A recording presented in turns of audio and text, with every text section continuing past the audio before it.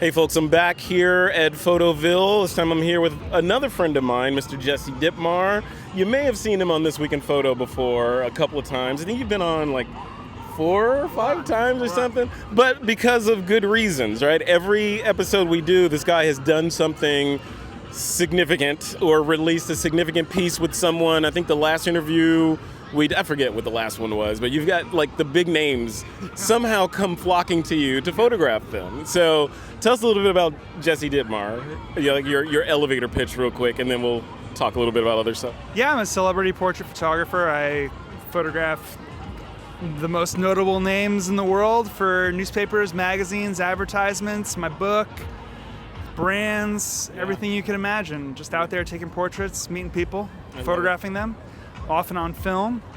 And, I just like making people feel comfortable. Yeah, and you do it well. And one of the things I remember about you, well, two main things a lot, but one was you worked with Annie Leibovitz back in the day, yep. And 2 was the film thing, shooting on film in the age of digital and all this amazing low light technology and all that. You still shoot on film. Why film? Why, Jesse? Why? I mean, there's a lot of reasons. I think there's a tactileness to it that you can't get with digital. I think there's a sharpness that digital has that film just can't recreate. I think the glass, my old glass, is part of it too. You know, I'm using my 1960s Zeiss lenses, and I think that there is a change that overcomes the subject when you break out a camera that they haven't seen before, that they don't know how to use. Yeah. All of a sudden their interest usually peaks, and you get someone who's a little more engaged. And I'm looking for engagement. I'm looking for people to be comfortable. I think that it lends credibility to my talent and my skill set. And all those things help when you only have a couple minutes to photograph someone really famous. Yeah.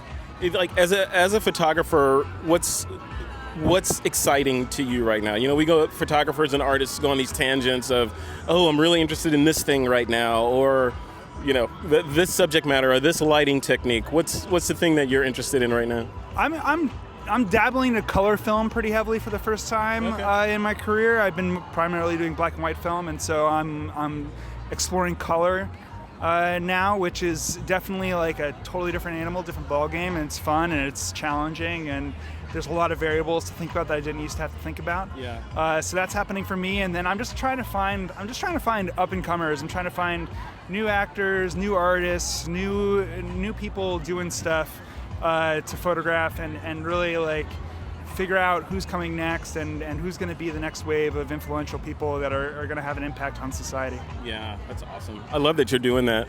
You know, one of the interviews we did back in the day, like a couple of years ago, was you remember we talked about assistants? Probably. Yeah, so we talked about I've got a long history of assisting and using assistants and being an assistant. So assistant expert. Yeah. But we talked about the expense of it and why it's hard for some people to become assistants, because it's a low pay or no pay gig for a portion of it, but yet you still have to live. And then we were just talking before we started recording about the expense of living in a place like this, like Brooklyn. Like, how does that work? Like, define that world. Someone's like, yeah, one day I want to assist Jesse Dittmar and I want to be able to, break off and go shoot my own stuff. What does that look like, and how realistic is that? I mean, good assistants are hard to come by. So if you can turn yourself into a good assistant, you can make good money being an assistant.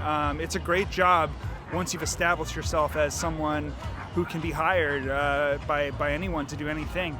So it's more about starting, but it's like starting in any industry. There's, you have to gain your experience. You have to pay your dues.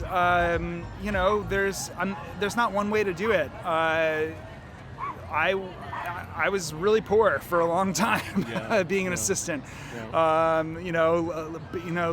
And cobbling it together that way. Right.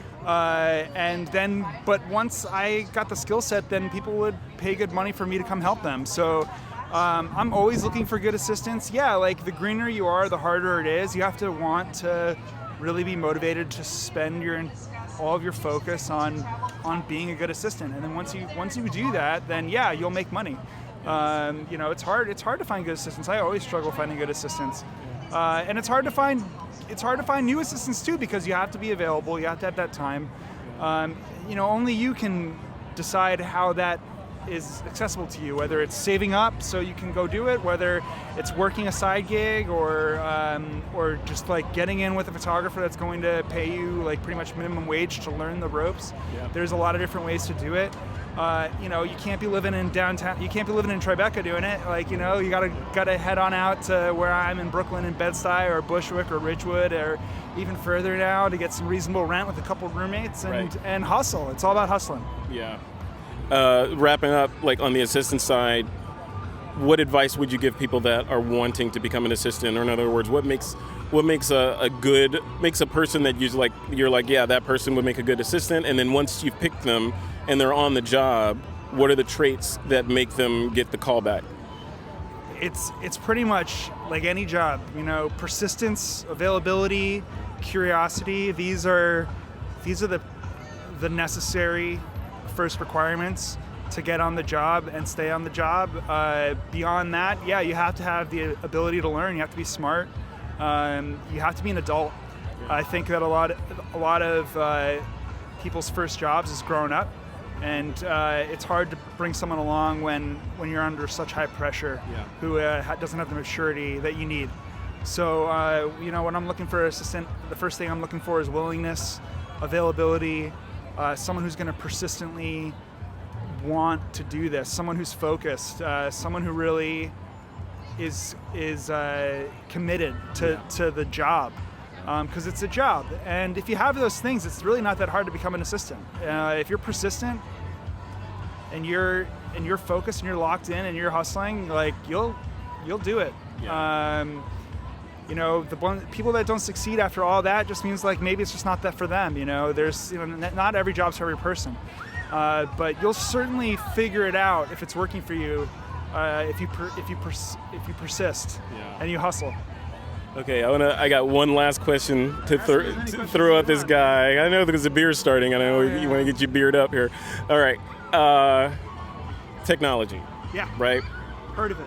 When I hear someone say, yeah, I'm shooting film, I hear a lot of people say that. I'm moving into film, or I'm experimenting with film again. Right here, buddy. Yeah, exactly, because of the considered nature of it. It's not spray and pray, and it requires a certain level of skill in order to get it right on film, right? You're not working with a raw net, right? Then there's technology, right? So we've got AI and generative fill and all these other things that happen after you capture the image. Do you care about that stuff? Are you purist? If it ain't in the halide, I ain't messing with it. Like, I think if you want to be a successful photographer, you have to embrace technology. There's just no other way around it. The photographers that are going to be having careers tomorrow are embracing technology today. Yeah. I think all of it. I think AI is already helping our business. Generative AI, if you're working on a brand campaign and it doesn't matter if you use generative AI, it just makes your life so much easier. Yeah. Sometimes I'm shooting for brands, shooting for ads. They don't want film, so yeah, I'll bust out my digital and I'll shoot for them, and I'll get them what they want as a good soldier, as a good hired gun. So I think technology is amazing. I'm a huge pro tech guy. I embrace the blockchain and what it'll do for photography and for copyright. I embrace AI and what it'll do for photography, and enable the advances it will enable us as photographers to go forward, be faster, make more work, be more efficient. These kinds of things. I'm definitely not. If you're shunning technology, good luck. Yeah, it's kind of like shunning cars because horses are so much more efficient. It's like shunning the internet. How many photographers do you know that aren't on the internet? Yeah. Right. I know maybe one, and they're probably like 80. Right. You can't. This isn't going away. Yeah. So you might as well figure out how to work with it, how to have it make your work better.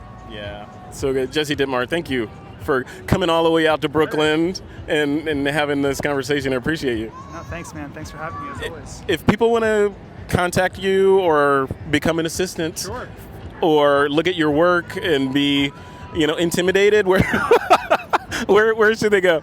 Well, please don't be intimidated by my work. But at Instagram, Jesse Dittmar, jessedittmar.com. The best way to follow me is to see what I'm doing on Instagram, all my news updates, all my new work. constantly getting dropped there. JESSEDITTMAR. All right. And I'm going to do my Jedi mind trick on him and try to get him on Flickr at some point, but, we'll have beers first. All right. All right, Jesse, thank you. All right, man. Awesome. Nice, Fred. Yeah. Good to see you. Cheers.